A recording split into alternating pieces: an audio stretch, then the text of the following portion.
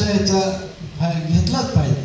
मला असं वाटतं राज्य सरकारच्या ज्या महिला आता नुकतंच पर्यटनावरचं एक धोरण काढलं. माझं ज्या ज्या ठिकाणी तीर्थक्षेत्र आहे, जे धार्मिक स्थळं ज्या ज्या ठिकाणी आहेत त्या ठिकाणी, ऐतिहासिक स्थळं आहेत ठिकाणी आपला जिल्हा पर्यटन जिल्हा व्हावा, महाराष्ट्रामध्ये पर्यटन जिल्हा व्हावा. पर्यटक आणि आपल्याकडे जास्तीत जास्त यावे.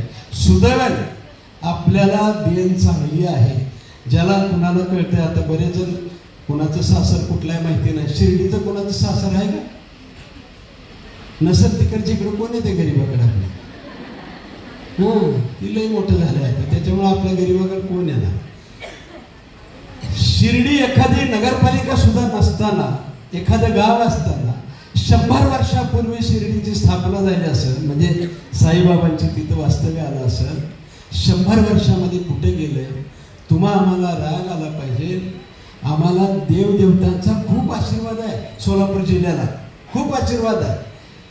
साईबाबाच्या अगोदर पांडुरंग आहेत का? साईबाबा अगोदरचे आहेत.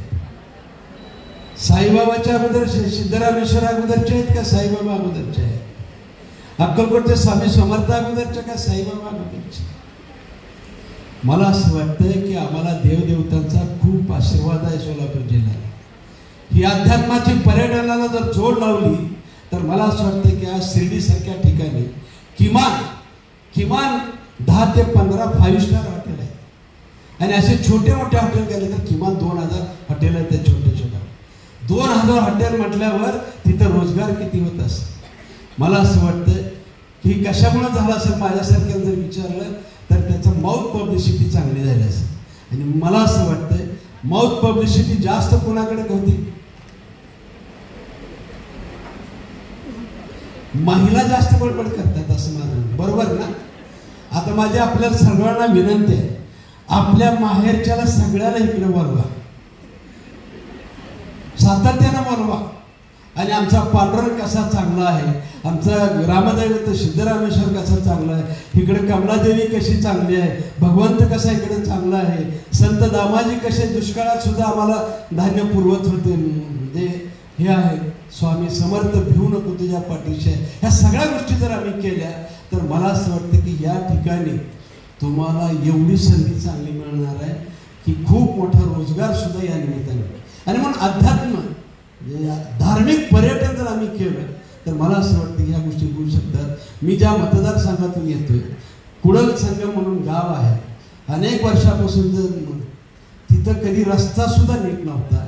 तर रस्ता नीट झाला, थोडासा प्रचार करालो तर रोज किमान 20-25 गाड्या दर्शनाला यायला. केवळ रस्ता नीट झाला, थोडीशी प्रचार प्रसिद्धी वाढली तर तिथं पूर्वी एखादी गाडी सुद्धा चुकून येत नव्हती. आणि म्हणून कुडल संगमसारखं एक चांगलं देवस्थान सुद्धा मागं पडलेलं होतं, केवळ आमच्या न सांगण्यामुळं आम्ही चर्चा नाही केली. तसं सोलापूर जिल्ह्याला आम्हाला खूप देवदेवतांचा आशीर्वाद आहे.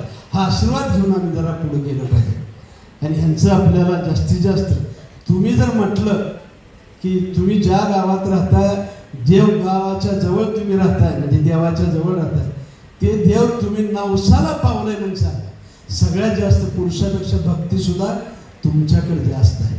आणि मला असं वाटतं ह्या सगळ्या गोष्टी आपण कराव्यात या निमित्तानं वाटते. आणि ह्या धार्मिक स्थळांवर मला तर असं वाटतं की ज्या दिवसापासून सातत्यानं हा जिल्हा धार्मिक पर्यटन व्हावा असं म्हणत होतो, उगाच वाटतं मला देव पावला असं वाटतं. सोलापूर जिल्ह्याची देव पावली असं वाटतं.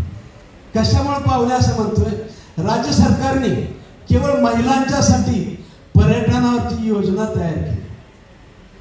म्हणजे जिथं जिथं धार्मिक स्थळं आहेत तिथं जर तुम्ही छोटी घरं बांधली आणि भाड्याने दिली तर 15 लाखापर्यंतच्या घराला राज्य सरकार त्याचं व्याज देते. तुम्हाला पॉम्पलेटी द्यायला लावलं होतं. मला असं वाटतं की ही तुम्हाला गाडी घ्यायची आहे टुरिस्टसाठी, ते सुद्धा तुम्हाला 15 लाखापर्यंतचं व्याज सरकार महिलांच्यासाठी आहे फक्त. कारण माननीय मोदी साहेबांच्या लक्षात आलं असेल की महिलाच ह्या गोष्टी चांगल्या करू शकतात. महिलाच चांगल्या गोष्टी या देशाची प्रगती महिलाच करू शकतात. आणि म्हणून विशेष करून महिलांसाठी काय तुम्हाला एखादा हॉटेल तुमच्या तिथं आजूबाजूला काढायचं असेल ते सुद्धा मला असं वाटतं ह्याच्यामध्ये येतात. आणि अशा एक ना अनेक योजना असतात. ह्या योजना सुद्धा आम्ही तिथपर्यंत पोहोचवण्याचं काम आमच्या सरपंचाच्या माध्यमातून व्हावं अशी नम्रपणाने खूप बोलावं असं वाटतं. पण खरं म्हणजे तुम्ही आलात प्रशिक्षण घ्या, म्हणजे तांत्रिकदृष्ट्या आम्ही काय करावं काय बघावं.